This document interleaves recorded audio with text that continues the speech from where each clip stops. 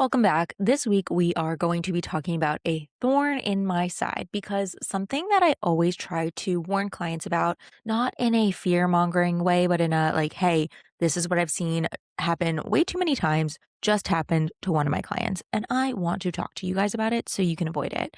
But here's what happens. I've had to have honest conversations with clients about when they start to think about pulling back their marketing or entirely stopping it.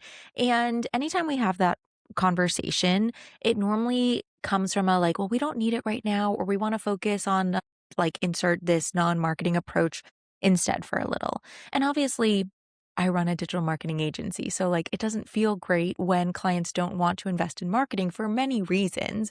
But the point that I want to talk about in this episode today is what happens when you make those decisions. Because marketing is one of those line items that feels like it's the easiest to pull back on, both when things are going well, like when your calendar's full enough, clients are coming in via word of mouth, you're getting direct searches, whatever, but also when things start to feel a little bit rocky. So, like when budget conversations feel a little bit tighter, or you're not seeing the return that you'd want. I understand both of those scenarios. But watching the thing that I always warn clients about turn into their reality both breaks my heart and also just like frustrates me and grinds my gears. So here's what happened. I have this client that's doing really well. And as my point person on the team put it, his dance card is pretty full, which is a Bridgerton. Well, I took it as a Bridgerton reference, but technically it's like from that era of like when people were having balls every night. I digress as per usual. But what I love in particular about this client, so there's the company and then there's my counterpart that I've been working with, Tom.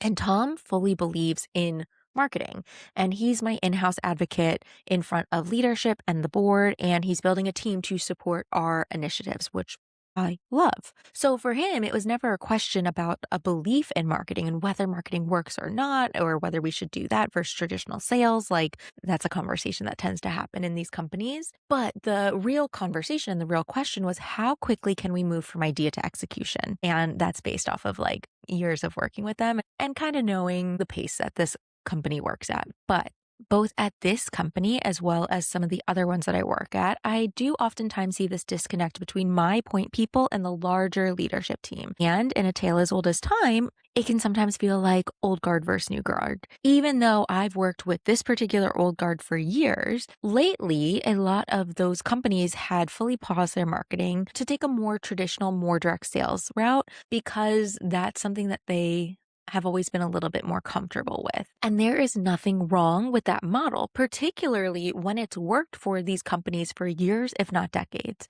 But here's what ended up happening as we were restarting the marketing conversations. Simultaneously, there was an acquisition in their industry and a noticeable wave of unhappy clients as a result of it who were actively jumping ship and looking for a new, better provider.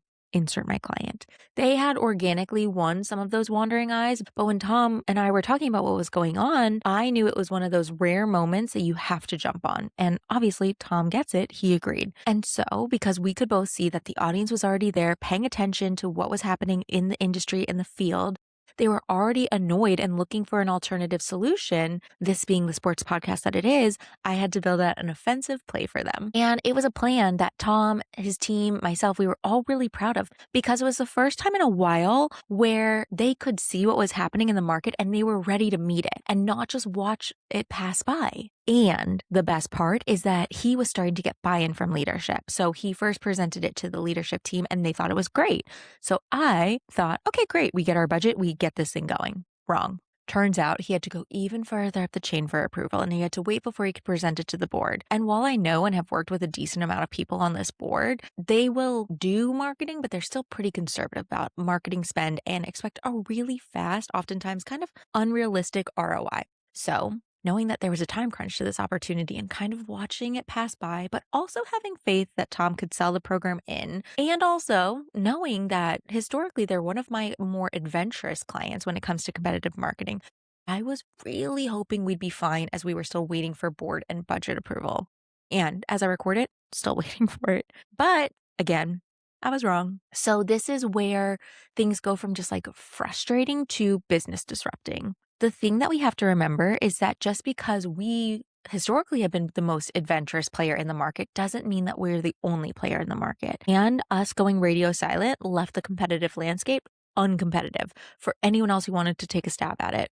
And that's exactly what happened. So while still waiting for budget approval, we got the green light for some basic account cleanup, starting with their Google My Business and eliminating the duplicative profiles that they have, making sure that they were just kind of supporting the client's baseline SEO and GEO. So, and again, GEO is kind of SEO that gets pulled into your AI tools like ChatGPT, Claude, Gemini, Google AI results at the top of the page. And so I was doing some of that, and that's when I saw it. I was doing my Google searches, doing different iterations of our client's name just to see what results were popping up. And then I key in one iteration of it, and the first two results that popped up for my client's literal business name weren't them. It was two of their direct competitors bidding on and winning these searches that people were actively searching for my client's business name, meaning that anyone who was specifically actively searching for us saw these two companies first and had to scroll down below the scroll, which means that line where either on your phone or your desktop you can't see anymore and you have to start scrolling. That's where you found my client's actual website. It was a very smart, very strategic play by the competition. And the most devastating and ironic part is that it is the exact play that we outlined and that we're still waiting for the board to approve. And that's what kills me. We knew this move existed. We'd planned for it. We just hadn't gotten the green light yet to use it before someone else used it on us. So, needless to say, Tom and I were peeved. I still kind of am peeved, hence why I'm recording a whole podcast episode about it. But also, just side note, what made this sting even more is that those two companies doing this are technically friendly competitors. So they're people that my clients know. They go to the same events. They work side by side on projects with them together. So I think we all kind of assumed that neither of them would play this aggressively. But the joke is on us.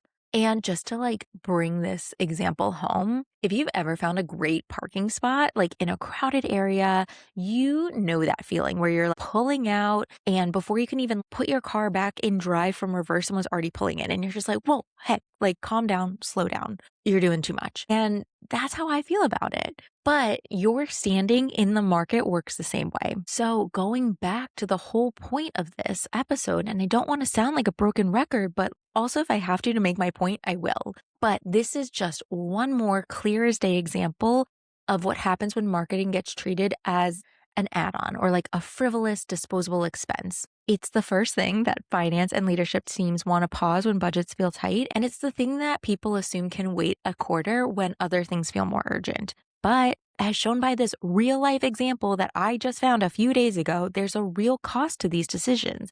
And it's not always something that less tenured teams see, expect, or feel right away. But watching this happen over and over again with clients in completely different industries and niches and professional services, it is the same pattern. It's the moment that you step back from the market, even just a little, even temporarily, you leave the door open. And it's not just that someone might walk in through the door, it's that they can walk through it cheaper than you could have because you're no longer competing against them. So for ad plays like this one, when you're not bidding, the ad competition and therefore the prices go down. When you're not showing up as frequently or at all, there's less reason for the algorithm to keep favoring you, like if we're talking about social media. So regardless of the channel, the cost for others stepping in goes down and their opportunity to make a splash increases. It's kind of like the perfect storm for them and a terrible storm for you. And now this isn't me trying to scare anyone into doing or spending more than they should, because that is not my jam. And I'm also not in the business of fear-based marketing decisions, whether it's for my own company or my clients.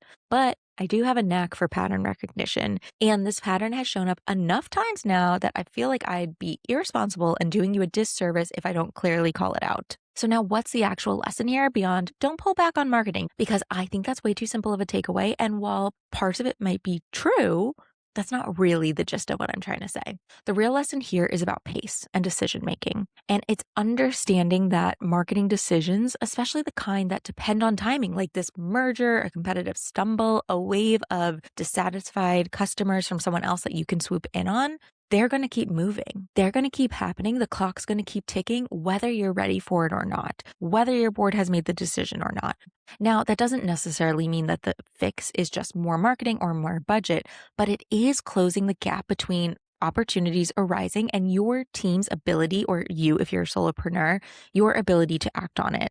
And so that might mean pre approving certain types of moves ahead of time. It might mean giving your marketing partner or agency of record more authority to act within agreed upon boundaries. It could mean having an honest conversation about what your current approval process is costing you, not just in dollars, but also in opportunity costs like this one. So, if you're someone who sits in that middle layer, or if you're the sole proprietor who's been kind of starting to ask yourself the hard questions about if or how you should be continuing with your marketing, I see you and I totally get it. And the most helpful thing that I can tell you is that you need to be prepared for moments like this, the real specific dollar and cents moments where speed is the difference between capturing an opportunity and watching someone else take it. And the point isn't that you need to move fast on everything. Some decisions absolutely deserve more time and consideration and care, but the decision about whether to stay visible in your own market, whether to protect your name, those aren't the ones that should sit in some multi-meeting timeline or to get stuck in someone's inbox, like I've seen happen too many times. My biggest hope for you is to avoid something like this because let me tell you how heartbreaking and frustrating it is. But in order for that to happen, it does require knowing the difference between which decisions can wait and which can't. So, if this sounds like a conversation that you're having internally right now or in your head, if it's just you, whether you're the one trying to get buy in or figure out where the bottleneck is or figure out if and how you should be moving forward in your marketing, I'd love to help you sort through it. You know where to find me. But if not me, let this serve as your reminder of why you need to be thinking like a chess player when others are playing checkers. You've got this, and I'll talk to you guys later.